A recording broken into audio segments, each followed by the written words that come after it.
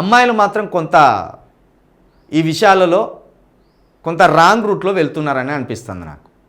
ఎందుకంటే అబ్బాయిలతోటి పరిచయం ఉన్న అబ్బాయిలతోటి కొంత స్నేహంగా ఉంటున్నారు, కొంత కలిసిపోతున్నారు.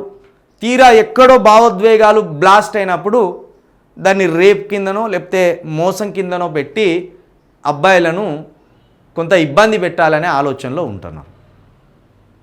అది సరైంది కాదని నా ఆలోచన. ఎందుకంటే గతంలో ఈ అమ్మాయి అదే చింతపండు మీద కూడా కొన్ని ఎలిగేషన్ చేసినప్పుడు చింతపండు కూడా మాట్లాడాడు. ఇదే చింతపండు నవీన్ మీద కూడా అమ్మాయి ఎలిగేషన్ చేసింది. అయితే అమ్మాయి ప్రవర్తన ఏంది, పరిస్థితులు ఏంది అనేది ఆ లోతుకు పోకూడదు, విచారణలో ఉన్నది కాబట్టి.